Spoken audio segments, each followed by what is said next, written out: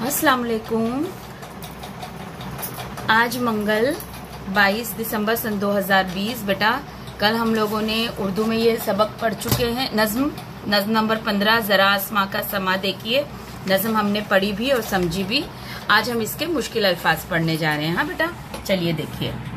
आसमां, समा, सितारों, झुरमुट, आया, हजारों, बिखरे, निखरे, मानिंद, मोती, फलक, चराग, झिलमिलाते, चराग, मुस्कुराते, बेखबर, सुहाना, भाता, चमक, दिखलाऊं, हो जाऊं, आरास्ता, रोशन, सितारे, उन्हें देखिए, हमें, फूलों, चमकते, बाग, रात भर, मंजर।